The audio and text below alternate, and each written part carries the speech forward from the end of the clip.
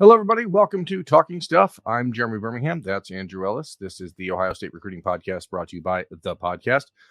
Andrew, first and foremost, happy Ellie Dela Cruz Day, and to you and those who celebrate. Big day for us Cincinnati Reds fans as he gets ready to make his Major League debut here in just a few moments. Before we dive into Ohio State football recruiting, I want to just ask it from this perspective because we talk about, prospects all the time.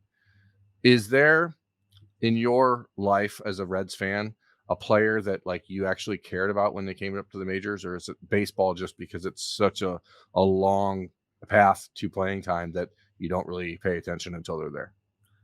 Yeah, I think the path to playing time kind of makes things a little bit weird. I remember being excited for Jay Bruce back in the day, but he was nowhere close to the Ellie hype that we're experiencing right now. So big day for us. Yeah, I remember being pretty stoked and watching the Hunter Green development as he started to figure out what he was going to be coming up when he was drafted as like a shortstop and then a pitcher, and that was before the concept that guys could play both a position and pitch apparently. And then he had the surgery, and then you're like, well, he's never going to play for the Reds anyway. He'll just get traded to Boston or New York before he can have a chance to be good.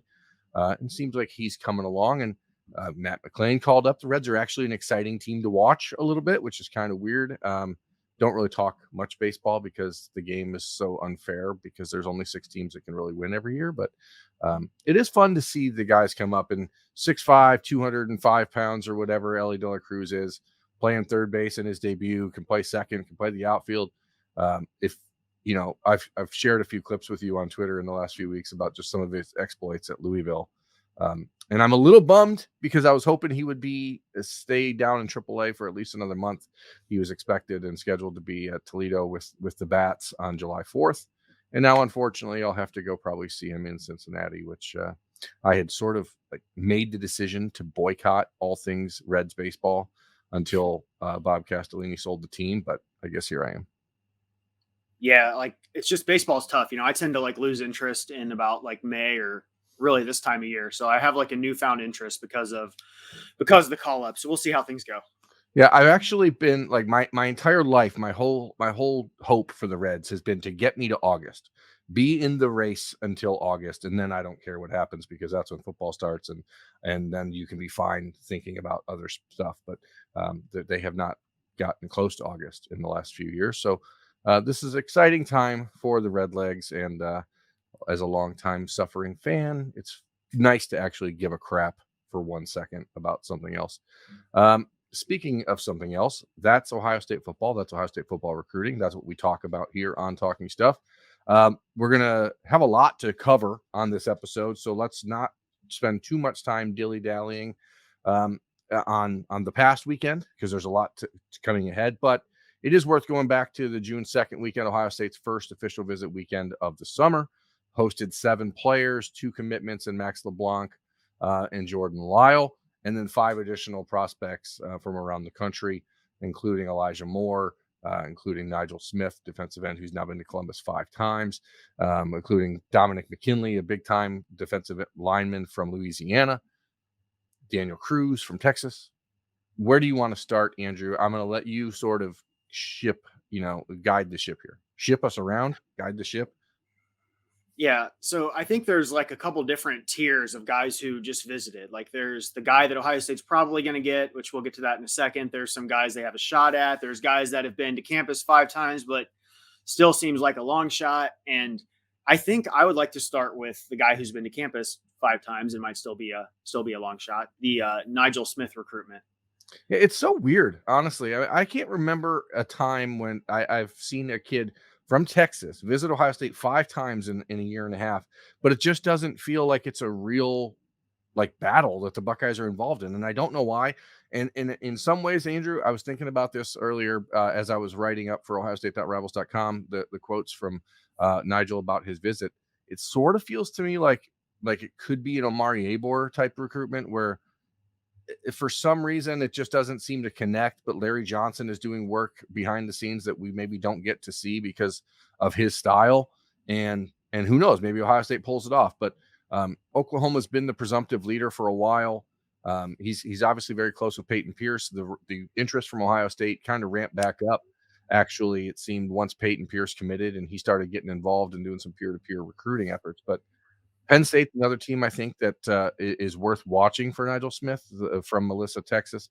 And I just can't get a good vibe on what he wants out of this process, and that's really the hard part because you just see a kid that has been there a lot. You know that's genuine interest. You don't pay your own way to Columbus 4 times if there's not, but, like, it just doesn't feel, like, overwhelmingly positive.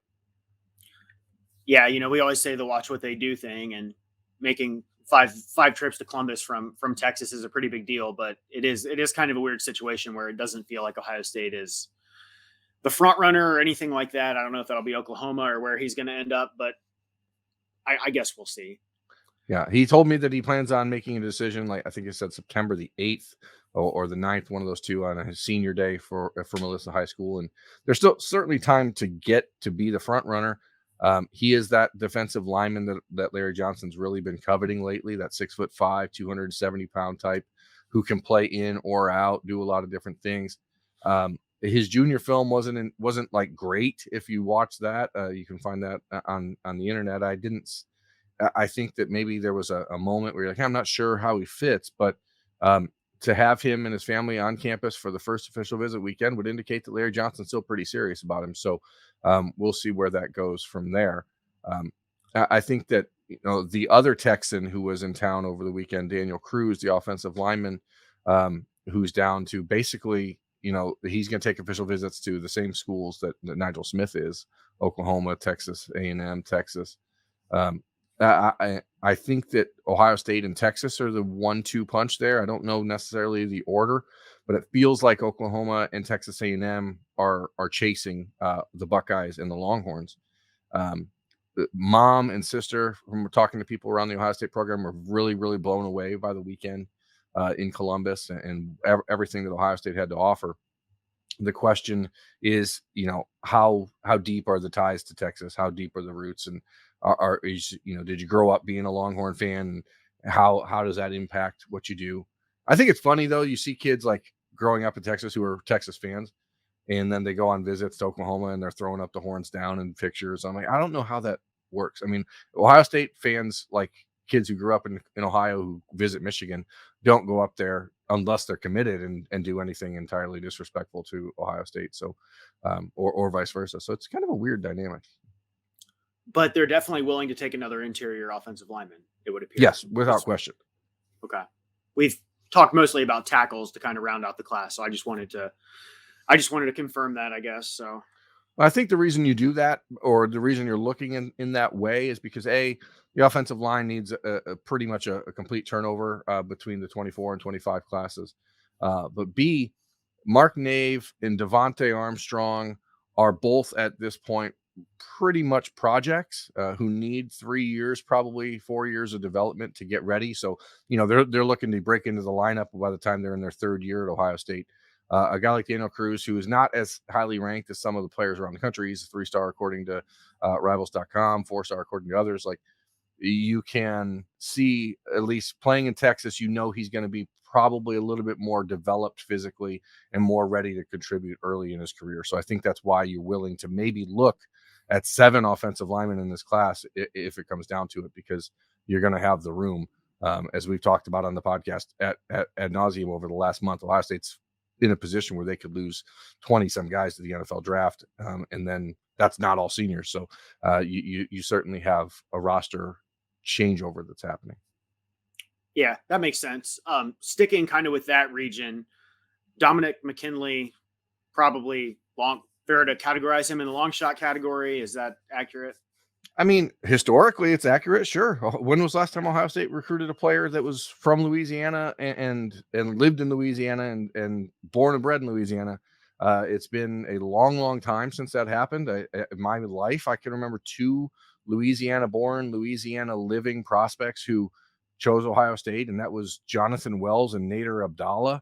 So it's been a really long time. Larry Johnson has tried a few times in the last couple of years to break that barrier, came pretty close with Rashard Lawrence back in what 2015 or 16 now. I don't remember how long ago that was. Time is lost me. So yeah, it's a long shot. Alan Clark, Larry Johnson's assistant, is from Louisiana. That is the tie. That's where Ohio State is hoping that you can gain some ground. It's a similar path they tried to take a year ago with Miguel Patrick, who was Larry Johnson's assistant then from Georgia, and the impact that he was having down south. And then he took off and was at UAB after a year. So you don't know if this is like a long-term play for Alan Clark or not, but he does have roots down there and really good relationships. And I heard after the visit, and this is the sort of stuff you just take with a grain of salt, a large grain of salt. There were people saying that they were putting the odds of landing Dominic McKinley for Ohio State at like 70%, which would be a lot higher than I would have anticipated based on everything we heard prior to the visit, everything we've read from people in the South who cover Louisiana, who don't ever even mention Ohio State as far as like as one of his top schools. But again, there he was on campus for his first official visit, but it's also his only visit. Don't know if he's going to come back in the fall. He does have an official visit scheduled to LSU in the fall and Georgia in the fall. So like this recruitment's going to go the long haul. And if there's one thing I think the last couple of years has like revealed, it's that when it comes to long haul recruiting battles in the South, like it doesn't generally feel good for Ohio State, especially when it comes to defensive linemen. Yeah, I'm with you on that. I would have guessed less than 7% personally, so that's a bit of a surprise. But what do I know? Couple Florida visitors, Jordan Lyle getting to campus. Obviously, good to get the running back commit back on campus. I know some Florida schools, Florida State, a couple others are trying there. Doesn't seem like there's anything to that. And Yeah, then, I've heard mostly it's actually Alabama and Georgia who are pushing for Lyle, which is good. I mean, if you're Ohio State and you want to feel good about something, it's those schools that are really pushing. Was at Florida State with some teammates for a camp. Not anything to worry about, according to people that I talked to. So they're not worried there for Jordan Lyle. I assume you're going to ask about his teammate Nicholas Rodriguez, the linebacker, who from St. Thomas Aquinas. Ohio State loves those kids, man. But I think the play at linebacker is clearly to let the month play out and see what happens this weekend with Edwin Spillman, who we'll talk more about later, and then with Kingston Viamuasa later in the month. Now that Sammy Brown is committed to Clemson and won't visit, like that starts to pare down a little bit. You have Garrett Stover, you have Peyton Pierce, but those are the only two defensive commitments that the Buckeyes have. So you want to be open to saying yes to anyone at this point because you want that momentum, but at the same time, you're probably only taking 3 linebackers, and you're going to choose, I think, based on what happens with Spillman and Viamuasa. yeah, that makes sense. And then just the last one from the weekend, it's looking more and more like, I think you've been saying it for a while. Ohio State's probably going to take 4 wide receivers, 2 in the fold now. Elijah Moore, Maryland kid on campus. Seems like Brian Hartline is doing Brian Hartline things. I don't know if he's come out and said if he's taken any more visits. That all seems quite up in the air right now. So what's the vibe on that one? I assume pretty positive. Yeah, I mean, it is what you expect when a receiver visits Ohio State that has an offer from Ohio State. Brian Hartline generally wins, so it's not something that you are expecting like an immediate turnaround. I think maybe we're still a few weeks away from any decision, which does open the door for Michigan, who's the primary competitor here, to get him back on campus for an official visit. But from what I've heard right now, it seems like maybe he's leaning towards not taking other visits, and if that's the case, that certainly bodes well for Ohio State. Elijah Moore is a player that Brian Hartline went and saw in Baltimore about 3 weeks ago, watched him practice. And from that moment on, like you could see the heat sort of get turned up in that recruitment. And again, generally speaking, when Hartline puts his mind to it and says, this is a guy I want, he goes and gets him. Moore is not like a highly ranked guy by most standards, but he's really, really raw, 6'3", 200-ish or so pounds. But I think in some ways, Ohio State views him as a guy who's a development guy, 2 or 3 years in the program and then be ready to go, but also as a little bit un petit peu of an insurance policy in the event that something ultimately goes haywire with Jeremiah Smith, which they don't think it will, but we are living in the twilight zone. So You at least want to have a guy who fits that mold. It's unfortunate for Ohio State that the real like backup plan or the real guy who you would think could fit that same mold would have been Terrence Moore, who committed to Clemson on Tuesday. And I don't think Terrence Moore ever really looked at Ohio State thoroughly, because the idea of him and Jeremiah Smith that they play the same position and same style of ball. So big pickup for Clemson with TJ Moore, but for Ohio State and Elijah Moores. We're talking so many Moores, Right. With Elijah Moore, like he's a really good player and from a really good program in Maryland, and you just hope that you can keep building. And if he doesn't take any other official visits, I think that's as good a sign as you can ask for that recruitment may be pretty much over. But we'll see, because it's June 6th, so there's plenty of time for that to change over the next 24 days. That does lead me to a recruitment that we kind of thought was over, but now maybe appears isn't over, and that's Ohio State commitment Sam Williams-Dixon, who decided to take an official visit to Kentucky on Monday, and which is fine. On the surface, that's fine. He did not let the Ohio State coaching staff know ahead of time, and Andrew, that is not fine. That's a bad decision. Yeah, I think he might be playing with fire a little bit there doing that. We know Vince Marrow is a hell of a recruiter. He loves his Ohio kids. He gets a lot of Ohio guys down to Lexington. And I think that's a bit of a dangerous decision that Sam Williams-Dixon made yesterday or on Monday. But I mean, if you look at just the makeup of the class right now, you got 2 pure running backs already with Lyle and Peoples. And then we've kind of labeled Sam Williams-Dixon as that kind of athlete role. If he wants to go somewhere and just be a pure RB, I mean, maybe that's the chance to do it down in Kentucky. I don't know. We'll see. Yeah, it is just an interesting, I don't know, man. Like I sometimes think about what a coach has to tell a kid who grew up dreaming of playing for a school, like Sam Williams-Dixon grew up dreaming of playing for Ohio State. And the things you have to convince a young person of to get them to go back on like their entire life's dream, it's pretty wild. And I mean, kudos to Vince Marrow for the way he's able to do it. So, I mean, it clearly works. And again, I'm not sure that I even necessarily argue the point that you're making. Like, there is a real decision here for Sam Williams-Dixon that he has to choose. He was told by Ohio State, you're being recruited as an athlete. You're going to get a shot to play running back first, but we're going to bring in other running backs. And when you see James Peoples and you see Jordan Lyle, and then all of a sudden you have other coaches telling you, hey, these guys don't even think you can play running back. If they did, why would they recruit all these other guys? It's this very it's not negative recruiting. It's just recruiting. But it is an effective tactic. I think in some ways, though, it actually helps probably Ohio State. If that does end up coming to fruition, it helps, because then you don't have the argument or the same conversation being presented by Del McGee at Georgia, or whoever Alabama's running backs coach is to Jordan Lyle, and saying, hey, by the way, they have 3 running backs. Why do you have to go there?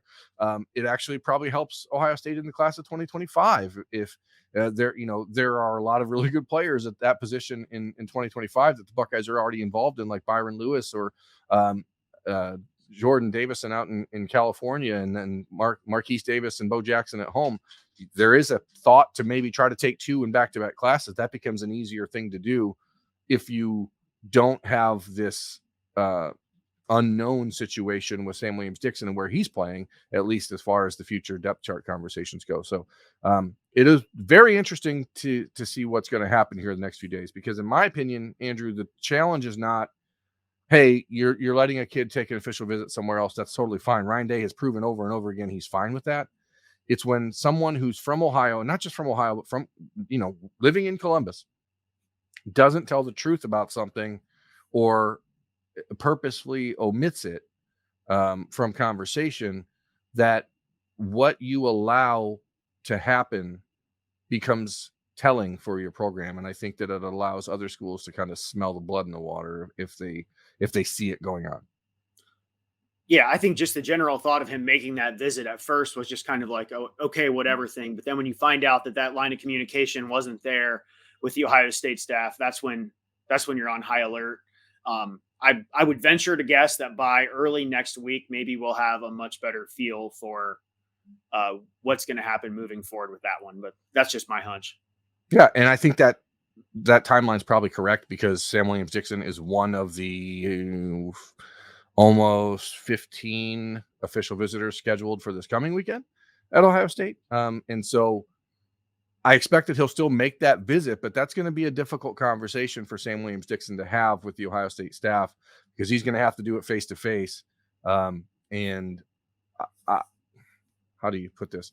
Ryan Day is a really nice guy, but he has proven in the last couple of years when players do something that makes him lose trust in them, that he is hard to come back from that. So it is going to be an interesting conversation with him this weekend and how Ohio State handles it. Will they outright cancel his visit and say you're out of the class? I don't know. I don't think so, but I do believe that they're going to have to make a pretty big decision here in the next 48 hours about whether or not they're going to allow in-state kids to do that and disrespect the coaches that way. And I don't think anyone wants to. I don't even think Sam was intentionally trying to disrespect anybody, and I think that's important. But if he doesn't understand the difference in his personal recruiting situation compared to, let's say, Jeremiah Smith's recruiting situation, then he's probably getting some bad advice from people. And maybe that was Vince Marrow telling him bad advice. I don't know. But, Jeremiah Smith is obviously going to be in a similar position this weekend when he makes his official visit to Ohio State. And I don't think the conversation is going to go the same way, even though Jeremiah Smith has been publicly much more like disrespectful. I say that in quotes because I don't really think he is being disrespectful to Ohio State, because I know he's talking to them through this entire process. And but like, you got to understand how much leverage you have and how much leverage you don't have. And I don't know that that's I don't think that was considered by Sam Williams-Dixon over the last 48 hours. Yeah, no, I'm with you on that completely. But switching gears to Mr. Jeremiah Smith, I know he's coming off the trip to Gainesville. It seems like every time he visits somewhere, there's going to be this like lingering doubt across the fan base, whether it's because he posts a picture of himself in a jersey or removes something from his Twitter bio or what have you. And I personally don't think we're in any different spot today than we were, the last time we talked about this situation. It's probably Georgia's probably the biggest threat. Florida's right there. Getting him back on campus, it's a good time to get him back to campus, it seems like. I don't know if he's still planning on making 2 trips in June, or if you've heard anything more about that, or if that's still TBD. Yeah, I think that's still to be determined. We'll see how that plays out over the next few weeks. There's a lot of like national recruiting events that are happening that the kids are getting invited to that change official visit schedules. But I think the reality is, and the way that I'm looking at this personally with Jeremiah Smith, is that you almost have to view his recruitment right now as if Ohio State doesn't exist. And he is looking for the school that he will go to if by some reason Brian Hartline and Ryan Day aren't at Ohio State. Like, that's how I'm looking at it. Yeah. Like, and so it's like an open recruitment, but he's not open. Like, he knows where he's going to college, and after this weekend, he'll post something about Ohio State, and I assume, and people will be all on board again, and then he'll go visit somewhere else, and people will freak out, and that's just, I get it, but you almost have to look at it like, and this is the weird thing, and I know Brian Hartline is not directly encouraging him to take these visits, and is not like actively promoting the idea of, hey, what if I'm not here? What if Coach Day's not here? But the relationship that these guys have with Jeremiah Smith is strong enough and has been built over 3 years to withstand these sort of conversations, for the coaches to say, look, man, we get it. Like, what if we're not here? I totally understand. Plus, and I've said it before, and I'll say it again, I don't think that these schools in the SEC are above giving just money to people to make visits. And so if you can get that, why not just go do it? No one gets in trouble anymore. There are no rules. So like, if that's even possibly happening, and your family's able to go, you're getting a whole visit paid for, and then you're getting a bonus on the side. Like, I don't know anyone that wouldn't personally be doing it. And so it is a real challenge, especially when you have, again, the leverage that he has. Like, he is in a position that is much different than any other player committed to Ohio State. Yeah, no, I'm right there with you. Like my belief is that this one is going to end up a lot like the Brandon Ennis recruitment did. Obviously, a little bit different. He was committed to Oklahoma for a while, but there was chatter, scuttlebutt about Florida schools and all that. But all along, that relationship with Brian Hartline was the strongest of any relationship he had with any school. I think Jeremiah Smith's in the same boat. He'll continue making visits, and then he'll sign with Ohio State in December, barring some type of coaching change. That's the caveat to all this, but that's where I'm at with this. Yeah, it's the exact same concept. The only difference is a year ago, Brandon Ennis wasn't publicly saying, I'm going there unless. Like, he was just doing his own thing and making trips. And there was a ton of smoke in December about Brandon Ennis and other schools that never really made its way out because Brandon Ennis wasn't publicly doing it on social media. Like, that doesn't mean it wasn't there. It just meant that it was handled different. And every kid is going to handle things differently.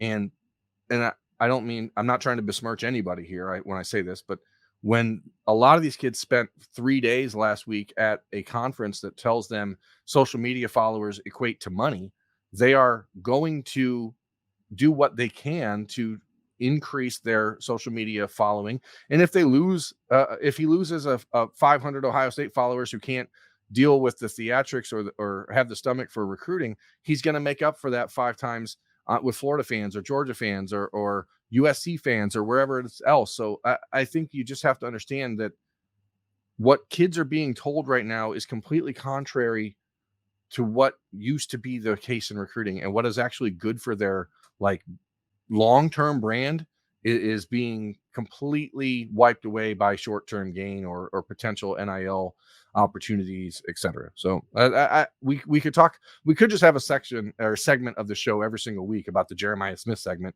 but like Right. it's the same thing over and over.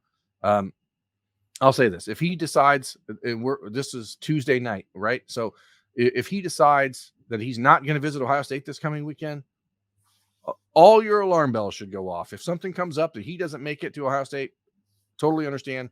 You can. I'll be more than happy to fall on the pyre and take the heat for that one. But I just don't think that there's anything really to it other than a kid experimenting with a process that is taking advantage of him. So, and he's just getting some of it back. That's what I really feel. He's also not the only important wide receiver visiting this weekend. The Buckeyes will host Mylan Graham on his official visit alongside Jeremiah Smith and Jeremiah McClellan, the 4-star wide receiver from St. Louis. He was at LSU last weekend, been at Oregon, a lot of buzz elsewhere in the last couple of weeks. And I think a lot of that is just smoke intended to cloud the picture. I think you can actually get a read on the fact that Keelan Adams is not taking his official visit to Ohio State this weekend as originally planned, and Jeremiah McClellan is. If I was a betting guy, or if I was reading between the lines or reading the tea leaves or however other heck you want to say that, like, to me, that's an indicator that Jeremiah McClellan has at least given Ohio State the belief that he's still on track to be in the class as they thought he was after the spring game visit. Yeah, no, I think wide receiver recruiting is pretty simple right now. You got Graham and Smith. We talked about the Smith saga ad nauseum. We'll keep talking about that. But then you got the aforementioned Elijah Moore and then Jeremiah McClellan. And I think right now it seems like that's going to be your 4. So, yeah. And then, if something happens with JoJo Trader in December and you have a way to, Ohio State is going to lose Marvin Harrison, Emeka Ibuka, Julian Fleming, Xavier Johnson, who else from that room. Maybe there's a scenario where you take a 5th if it's an athlete like JoJo Trader, who you just say, well, we can't pass him up. But he's not even worth talking about until November, to be honest. Brandon Baker, however, is worth talking about. Offensive lineman, 5-star talent from Mater Dei High School out in California. This is, in my opinion, I don't want to say it's the most important visit of the weekend because the Ohio State does have the number 1 ranked offensive tackle in the country, according to Rivals.com, and Ian Moore already committed. But I think it's going to be the recruitment that ultimately is most indicative of where the Buckeyes are in terms of willingness to partake in the NIL madness that is happening all over college football. Because you don't want to back out of a recruitment for a player that you really need and that you really like and that fits your program in a lot of different ways simply because he wants to get more money somewhere else. So it is going to be one of those ones that I think really will be um, telling as far as how far Ohio State has come from last November to now. Not to say that if they don't get him or if he ends up at Oregon, which has been the favorite for a while, and we know how they play, um, they are still the forerunner here. But the Buckeyes' willingness to at least engage in the conversation is much different than it was 6 months ago. And who knows? You got Ian Moore, Mark Nave, Devontae Armstrong, all on campus with Brandon Baker this weekend, all on taking their official visits to make sure that they're aligned with Brandon Baker. That means something. And so you don't know. He was been on campus one time for like 3 hours back in March and decided to schedule an official visit before he even left that day. So clearly there's real interest, but how far does it go? Yeah, when you're scanning through the list of visitors, I think if you're looking for the VIP visitor for the weekend, it's either going to be Brandon Baker, it's going to be one of the defensive linemen on the other side of the ball. So, I mean, I know, like you said, Michigan's very much involved with Baker. Oregon maybe the favorite right now, but getting him on campus this weekend for an official, I mean, all bets are off. I guess we'll see. Yeah, and I think it's interesting the dichotomy in the defensive line visitors from a week ago to this week. Last week with Dominic McKinley and with Nigel Smith, I think it was sort of a long shot on both counts. And then you have this weekend where you have Jaden Jackson, you have Marquise Lightfoot, you have Darian Mayo, you have three guys there that you really do feel like you have a swinging shot at. I think Ohio State is the leader for Jaden Jackson. I think that they're right there for Marquise Lightfoot and Darian Mayo, maybe trailing Michigan a little bit for Darian Mayo. But if the Elijah Moore recruitment has a residual impact because they are teammates, maybe you get something there. That who knows? Maybe that plays out. That's going to actually be an interesting subplot over the next few weeks because I wonder if Mayo is trying to push for Elijah Moore to take the visit with him to Michigan, et cetera. Who knows? Everything's fascinating in recruiting, but it is a weekend that Larry Johnson needs to make some real impact. Marquise Lightfoot from Chicago, 6'5", 230, defensive end. These are the guys you got to get, and the Buckeyes did not get them a year ago. If you want to compete for national championships, you cannot continue to fall behind in the trenches, and you need to have these big name recruiting wins against Georgia's, against Alabama, against Michigan. So I guess Larry Johnson's on the clock yet again.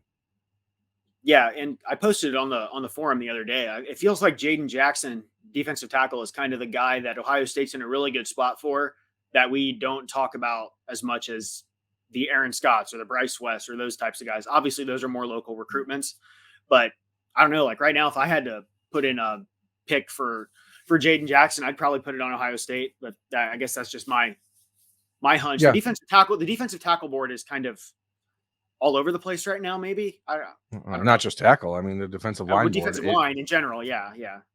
And I don't know if that's intentional on Larry Johnson's part or what, but it is extremely hard to keep up because it just seems like the guys that come in to visit, and I don't want to put too much stock into what you read on other websites or hear from other analysts, but there are a handful of people in this industry that if they say something, I trust it. And so like you just never hear Ohio State's name being mentioned for some of these guys. And you're like, why not? That's not the case with Darian Mayo. That's not the case with Marquise Lightfoot. That's not the case with Jaden Jackson. Ohio State is mentioned and mentioned early in those discussions. So you are in a position where you can make some hay here if you're Larry Johnson, and then hope to get a little bit of momentum heading into next week where you have Edric Houston and players like that coming into town who, are real game changers with Dylan Stewart, Edric Houston, et cetera. So that's going to be fascinating to watch. Who else we got? Garrett Stover returning to campus. I'm looking over here, folks. I'm not on crack. Okay. I'm just looking to that other screen. No, but sticking at linebacker, we mentioned Edwin Spellman earlier. Yeah. Pretty much Ohio State, Tennessee battle right now, probably leaning more toward the Vols. Would that be accurate? I think so. His brother's there. He's from there. You want to keep the family there. Tennessee's done a good job revitalizing their program. They're very active with NIL. Spillman is a really super bright kid, and he's going to look for the best fit for him. And I wouldn't say that it is a battle Ohio State can't win by any stretch. It's not one that feels foregone at this point. But the reality is, much like the Nicholas Rodriguez discussion, I don't think there's going to be a push from Ohio State one way or the other this weekend to say, hey, this has to be home for you, because they want to get to the 23rd, get Kingston Viamuasa on campus, and then see where things go from there. Yeah, that sounds about right. Hey, what can you tell the masses about Jalen McLean? I that's another name that has not been anywhere on my periphery radar, whatever. I honestly think if I had to pick a safety that would be most likely to commit to Ohio State right now, it would probably be Jalen McLean. So he's expected to visit this weekend from New Jersey, 4-star prospect. Really good relationship with Perry Eliano. He's quiet, that handles his business real under the radar, but he's been very high on the Buckeyes, visited in April, and now you just plod along. There's no panic for any of these positions at Ohio State. And I read the message boards, I read Twitter, and people are like, why don't you have more defensive commits? But like, the coaches have a plan, and now you just have to execute it. So you get to these pivotal weekends and you go. Jalen McLean, the Buckeyes love recruiting safeties from New Jersey, and he's a kid that fits the profile. And I think that between him and Brandon Jacob, who's visiting for Ohio State's camp on Thursday, I don't know if he's actually going to work out or not, but he's a rising senior from Orlando. Those are two players that just don't get discussed because everyone's so focused on KJ Bolden and Peyton Woodyard and Reggie Powers and other guys that you hear the names of, but there's this weird like circling of the wagons that sort of happened with the Ohio State coaching staff in the last year or so. I really feel like they're like tightening ranks to make sure that sometimes just information doesn't get out there because they feel like maybe they're being picked apart if they don't get someone, but like I don't know. I'm just speaking for myself here, but because that's just how I feel it. So if McLean tries to commit to Perry Eliano on Sunday before heading back to the East Coast, they would, without question, be cool with that. As far as I know, yes, there's no reason to have him. Again, you're hoping at least 3 safeties in this class. So he's one of them that they've been recruiting a long time and really like, and he's making that official visit. And Eliano could use a win there for sure and build a little bit of momentum heading into the next couple of weeks with Woodyard and KJ Bolden. What else we got? Anyone else that's really, I think we've touched on every official visitor. Let's talk let's not talk to the 4-minute drill yet. We'll get there in a minute, but let's go for camp season starts Thursday. Andrew, you don't get to go to these camps because you have like a real job. But I know how much you try to follow them on Twitter and stuff when you're not around. Is there a player like last year that you didn't hear of that popped more than Chris Henry when all of a sudden people saw him? No. Chris Henry is the he takes the gold in that category. He went from just like nobody had ever heard of the kid, and he's a 6'4", 165-pound 8th grader, shows up at Ohio State's camp and dominates everyone. And Brian Hartline offers, and I'm like, where's this kid come from? And then you see, Pac-Man Jones standing there on the sideline. You're like, oh, this is wild. This is a wild experience. He's going to be back on Thursday. Really looking forward to seeing just the growth from him. It is interesting because you wonder sometimes if a kid peaks too early, if, is the development done? When do you hit your ceiling? Obviously, NFL bloodlines, you'd imagine that he's still going to get better, more explosive, et cetera. But, he's transferred schools. He's at Withrow now. You wonder how this offseason has impacted him. So I'm kind of very much looking forward to that. And he's got a teammate, Quentin Simmons, a 2025 wide receiver at Withrow, who also I'm very excited to get to see in person and watch with Brian Hartline's eyes on him, because I think Quentin Simmons is an Ohio State caliber wide receiver also at Withrow. So that's worth paying attention to as Hartline moves on from the 24 class in a lot of ways and starts really looking ahead toward the future. And another in-state guy is Dorian Brew, to watch him. He's going to work out with the defensive backs and Tim Walton at corner. I know there's some people who think that the Clayton Northmont star could be a wide receiver. I don't think so. To me, he's a defensive back all the way. And I'm glad that he's acknowledging that early. That recruitment, the Dorian Brew recruitment, is kind of giving me Lorenzo Styles Jr. vibes a little bit, with Notre Dame very much involved. Is he a receiver? Is he a cornerback? I think Notre Dame's recruiting him on offense. I could be wrong on that, but I don't know. It just makes me think of the Styles recruitment a little bit right now, early on in the process. Well, I mean, it's an interesting risk, I guess, for Ohio State. When I talked to Dorian after a visit that he made back in November, he said he was, he wants to be a wide receiver, that he was there watching Marvin Harrison Jr. and trying to figure out how he can emulate him. So it is interesting if if the lights come on for him that, hey, I want to play defensive back. I don't know if it's like a personal decision or if it's just an Ohio State decision. But there's a lot of other schools that are going to be involved. He's got family ties to LSU and Ohio State. So like that recruitment's got a ways to go, but he's the number one ranked player in the state of Ohio right now. And according to most people in the class of 2025, I don't think he will be for long, because I think Tavian St. Clair is going to end up jumping him and being the number one ranked player in Ohio by the end of the summer. But that is a kid that is going to be certainly worth watching over the next 6 to 8 months as he gets into college decision. Madden Faramo is a linebacker from California. He's expected to come in. From what I understand, the Buckeyes really, really like him. He's a 2025 from out there on the West Coast. And again, when these kids make an unofficial visit to Ohio State as soon as they can in June, it's pretty telling to me that there's interest in there. That's something that Kingston Viamuasa did. That's something Peyton Woodyard did. And it's something Jeremiah Smith did. Like it becomes an imperative to get there. And when you're dealing with Laurinaitis on the recruiting trail, and his influence on these relationships early, like you can see that paying off. So there's going to be like 700 kids on campus. So it's not like something we can just go down and talk about every player who's going to be there. But a lot of the real intrigue in state isn't going to be there this year like it was last year with Jermaine Matthews and some other guys. But yeah, Andrew, do you have any questions about camp? Do you want to talk about it?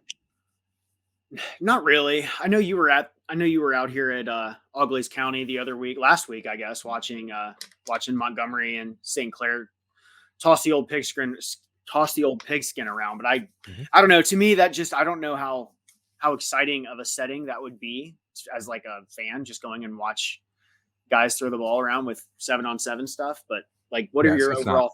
Okay, I was going to say I didn't want to say it. I wanted you to say it. Okay. No, the reality is we go to camp, or I go to camp, and I show up and I have a list of 15 or 16 guys that I mark down that I have to go see, I have to watch, get eyes on, get photos of, who I want to talk to, and then you just sort of let the rest of the day unfold. And the cool thing about like high school athletes, especially Ohio State level athletes, is that they stand out so easily that you don't have to know who someone is to know, okay, that's a guy who Ohio State's really interested in. You got 700 kids there, and not all, last year, for example, when Mylan Graham showed up at the first camp and no one had heard of him, you're like, okay, that guy's different. And you see it immediately. And then you watch. The fun part for me is watching the coaches like change the way they're watching someone. Like a lot of kids, and it's unfortunate, but it is the way it is because there's so many kids there. A lot of kids, the coaches are basically looking through. And then when you see them actually like refocus and be like, okay, now I'm going to watch this kid, it's kind of neat to watch that unfold for someone. And I'm hoping that we'll see a couple of those stories. I am interested in seeing Eli Lee, a linebacker from Akron Hoban, on Thursday. I think he's got a shot for Ohio State to be an in-state offer. And so, there's always these little stuff, but he's a 2025. So again, 24, the discussions about like who can work their way into the class of 2024, because we're not going to see William Satterwhite and other kids like that around the state. I think that it's mostly going to be about the future. I think we're winding it down here, Andrew. It's we've got a lead. Okay, we've got a 7-point lead. We have the ball. It's our football. We don't want to give it back to the other team, so we're going to have a 4-minute drill. 4 minutes. Fourth quarter, our quarter. 4-minute drill. Sounds great. In this segment, we're going to always close on the 4-minute drill, folks. Sometimes it's going to go longer than 4 minutes because I ramble like a crazy person. But the idea here is we're going to take some questions from readers at ohiostate.rivals.com. And then Andrew's going to ask a question or two, and then it's going to close her out. So You want to read questions first, or you want to ask your own questions first? I'll read questions. I'll Okay. cater to the masses. So Edric Houston might be my personal favorite player on the He's your board. white whale this year? My unicorn, basically. Playing down in Buford in Georgia, which interestingly enough, there's rumors of Dylan Raiola possibly making a move down there. We'll see. We don't want to get into that, but I'm getting I my hope he hopes has a up. punch card for high schools. Yeah, I know, seriously. But I'm kind of getting my hopes up on Houston, and I feel like I shouldn't do that because I'm prone to getting my heart broken.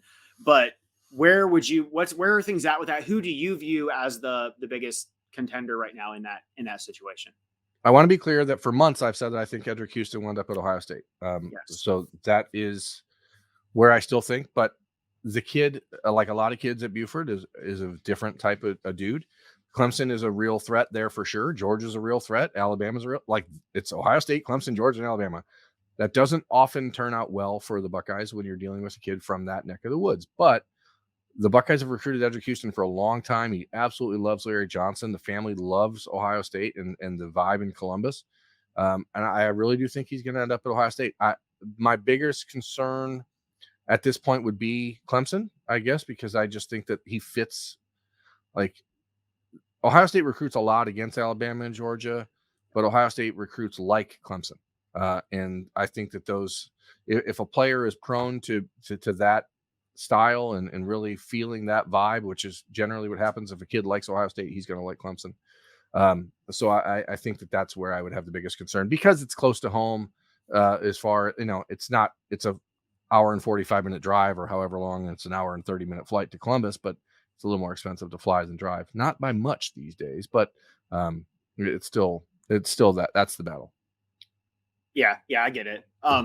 Another name, possibly my favorite name of all time. Who is that question from? Let's give our subscribers a little bit of good call. affection. Oh, that was Buckeye Tripod asking about Edric Houston. Okay. Yeah, so good question from him. The next question is going to be about Gerby Lambert, just an incredible name. Offensive tackle from, I think, Massachusetts. Is that right? Yep. East Coast. Just took an official to Notre Dame. I believe his official visit calendar has kind of gotten shaken up a bit. He's going to be in Columbus here in a couple weeks. Is that Catholic school? So Notre Dame, obviously, strong pull there. Is that like a recruitment Ohio State can win? Is it anything to get excited about? Wait and see. According to people I talked to, they can win it. Justin Fry has a very good long-term relationship with the head coach of Gerby Lambert, and that's where the Buckeyes really have made some inroads. But he's never visited. As you mentioned, he was initially scheduled or said he was going to be at Ohio State on June 2nd. Then I was told it was June 9th, and then I'm told it's June 16th. So you don't know. Like, he is not a kid that is into this recruiting process at all. Does not like the attention. You could easily see him decide to just shut it down and commit to Boston College tomorrow. Like, you just don't know with a kid like that. If you get him on campus, you have a shot. Ohio State's offensive line and the people in that room will fit his personality very, very well. It is a bunch of really decent, normal kids who just happen to play offensive line and play it at a high level. So I think that's the draw with Notre Dame, obviously, also, and their academic reputation. But Ohio State and Justin Fry are counting on Justin Fry to win that battle. And it feels more realistic in some ways than the Brandon Baker recruitment because of what I mentioned about NIL and how heavily that's going to be involved with Baker. But anytime you're going after a top-tier offensive tackle, there's going to be a lot of these discussions. And he wouldn't – I will say this about Gerby Lambert. If he makes his official visit to Ohio State, it's because he's very serious about Ohio State. This is not a kid who's taking visits for fun. Sounds about right. Getting either him or Baker would be bueno for Justin Fry. So, and that question was from Ma'am1234, a lovely gentleman who unfortunately is a Pittsburgh sports fan. He's a Yinzer. Yeah. Yep. Another question from D-Bone Malone. We kind of touched on this earlier, but do you get a sense? We could have a D-Bone Malone segment. I know. We should just have an entire D-Bone hour. Yeah. But do you get the sense that Ohio State is getting ready to quote unquote completely jump in the pool with the NIL money and handle it the way some other schools are handling it, or what are your No, thoughts? What's your take on I that? mean, I think that they are wanting to prove, and they have shown that they are willing to be invested in the future of the program and NIL specifically. That said, they're still not just going to be out there throwing around six figures at seven figures at kids who haven't played college football. And so I think you're going to have to find a happy medium somewhere. There are players like Brandon Baker, who's a prime example. I'm speaking entirely off the cuff here. I'm not saying this based on any personal knowledge. I would imagine the conversation that Brandon Baker's having with Oregon involves seven figures. And if that's the case, I don't think Ohio State will go there. And nor should they go there for a high school athlete. Like that's ludicrous. It's bad business, and it's not good for the future of the game. It's not good for the locker room. It's not good for anything. Now, are they willing to meet in the middle somewhere as long as they have everything lined up and the player fits the profile of what else they're looking for? Absolutely. And I think we've all seen them be more aggressive in the last few months in that front. We've watched, the 1870 Society, the Foundation, the Cohesion. All these groups are now sort of working cohesively to try to formulate something together. That isn't happening on accident. That's happening because Ryan Day is directing it and making sure that there is a plan in place and not just shotgun shooting all over the place hoping you hit something. This is a very directed approach, and Ryan Day will win that battle or he will not be at Ohio State. I mean, that's the bottom line. Like, he's not going to allow himself to fight with one hand tied behind his back for forever. So the Buckeyes know that, the university knows that, the administration knows that, and players around the country know that. They know Ohio State is going to do it the right way, but they're going to be taken care of. And are you going to see them dive in and just have random rogue boosters or businessmen offering up money and faux contracts to people? I don't think so. I hope not. Yeah, no, I'm with you on that. I don't want to see any of that. You don't want to go too far with it, but it can improve from where it was last year. I think it's getting better. We've been on here forever. I'll just ask one last question. Mr. Brightside, I know he asks about Reggie Powers a lot. Somebody we thought might have committed months ago, still going on. What would be the best way to categorize that recruitment right now in your eyes? Wait and see. I mean, I think Reggie is a guy that Ohio State would like to have camp this summer, and I'm not sure if he's going to. And if he doesn't want to, that's okay. But at the same time, and this is the rough side of college football recruiting. It is a business, but nothing is official scholarship-wise until September 1st for any of these kids in the class of 2024. So you may evaluate early, you may miss, you may change your mind. You may find that there's other players who maybe fit the scheme and the style better than what you have. You may realize, well, we already have a couple 6-foot safeties and we need bigger ones. I mean, there's a lot of these discussions that are ongoing. I imagine at this point that the Powers recruitment, you saw him taking official visits to Pitt. He's going to be on the road. He can go to Columbus and prove to Ohio State exactly why they offered him and find his way into the class. I just don't know if it's going to happen. And I would think that it's one of those situations where the Buckeyes will be fine at safety no matter what, but they certainly like Reggie and like his potential, but they might have been a touch premature on that offer. Yeah, gotcha. We'll just end on a question of my own. So sure. Don't got enough time for over under, but or for in or out. Sorry, I will do. Thank goodness. Yeah, I know, right? Even worse. Yeah. So June obviously is going to be a wild month. Next couple weeks, especially. Total commitments, new commitments for the month of June. If we were to set the over under at a hefty 7.5, which is a lot, admittedly, would you go? That's not just the 24 class. That's 2024, 25, 26, et cetera. Correct. Right? Yeah.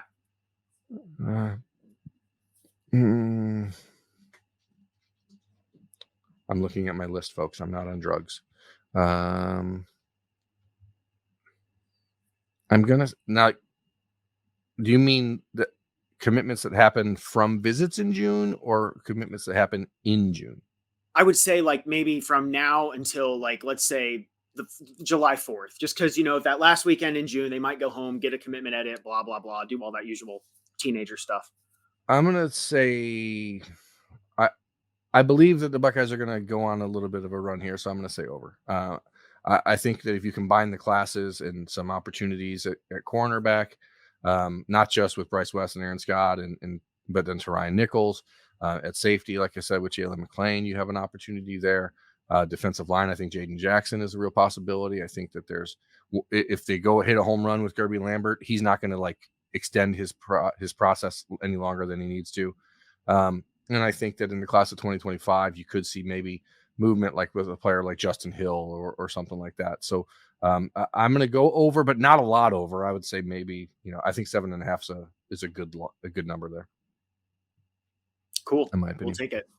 That's the 4-minute drill. How long did it take? Anybody have a stopwatch on that? It's probably like twice that, but well, delay we're here game. for it. All right, delay game. Sorry about that, folks. That's the way it goes on Talking Stuff, the Ohio State Recruiting Podcast, brought to you by The Podcast. He's Andrew Ellis. I'm Jeremy Birmingham. We really do appreciate you watching, listening, subscribing over at OhioState.Rivals.com. Please continue to tell people about the show, about the channel, like, subscribe, turn on that little bell for notifications, all those good things, and anything else that you can do to help us, we'd appreciate, and we'll continue to try to put content together like this for you. So again, thank you for watching. We'll see you next time.